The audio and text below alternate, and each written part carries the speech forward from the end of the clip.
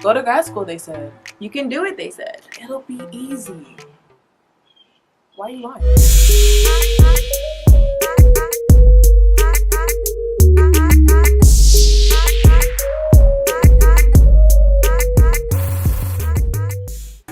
Welcome back to PYB With Nadi&Ci. and today we're going to do a pretty young and back to school video. So as some of you guys may know, we are both graduate students and we've just gone through our first 6 or 7 weeks of graduate school. And we have some opinions about it. How's it going? Where we're at right now, how we're feeling.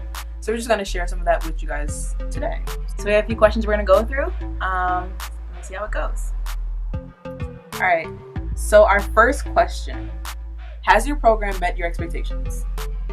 I would say yes and no. My program, I feel super cared for by them. Whether that's professors, whether that's other people on the program. I really enjoy the social aspect. I feel comfortable there. However, I feel like the material itself is something that's different than what I expected. It's very much it's more business orientated than I thought. And I'm finding it a little hard to connect with the material because what the types of jobs that this career, my studies will lead to, I don't think that's something I want to do yet. So my expectations are a little different. Okay. For me, again, I would say yes and no. On the material side, I definitely think that it's meeting my expectations. So I'm pursuing an engineering degree with a focus on biomaterials. And with the classes that I have set up, I definitely feel like I'm learning what I want to learn. On a different aspect as far as diversity, I thought that my program would be a little bit more diverse. However, I am still the only black girl. A lot of times the only black person in my class, which isn't something that I'm a stranger to because that's what I went through all of undergrad. However, I was definitely expecting something different, but it's fine. All right, so the next question is, what has your hardest class been so far? So, fortunately, my hardest class is definitely statistics, which is interesting because in undergrad, I was like, oh yeah, statistics, that's fine. People be like, oh, statistics is so hard, I can't understand it. I'm like, it's not what you're talking about. Got him! I understand now. For some reason, it's just not clicking to me. And, I talked to my professor, and he's very open to, trying to help me. But he says, the information is very basic, so I need to find this basic information and learn it. But it's basically, trying to find the information and absorb it in a way that makes sense to me. So that's where I'm at with it. Yeah, similarly, I'm taking a finance class. It's not clicking how I thought it would. There's a lot of concepts that you have to think of, whether that's the consequence of certain numbers, or just even how it relates to your business, how it relates to what you need to do in the future projections of these numbers, of certain assumptions, and then holding to certain assumptions and not being able to assume other things. And it's just a lot. And I'm just didn't sign up for this. All right, so how do you handle stress? So, okay, so honestly, if I'm trying to quickly handle stress, it's probably with food. That this test didn't go well, I'm not feeling good. Oh, let me order some pizza. Let me get some bubble tea. It's it's real quick. I feel better already, right? Oh, but in the heat of it, in the thick of things, I definitely taking a page out of Nadia's book and trying to pray more, and also trying to create more affirmations for myself because I think in all aspects of life, but especially grad school, is definitely a mental struggle. Because we've already overcome one hurdle, so this is something else that we've taken upon ourselves, and there's a big expectation to do well and to perform at such a high level.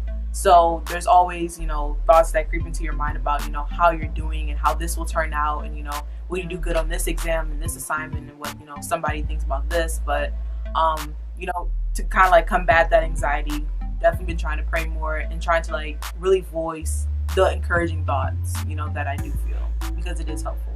This semester I've really been working on how to not be led by my emotions, but to be led by God. Whenever I'm feeling something crazy, I need to let me go to God and bring it to God, which has been super helpful. And that is that's more of like my mental health type, like stress, go to. However, for like when I'm just frustrated sometimes, if I'm being honest, I just go to sleep. Just because sleep is so peaceful and restful.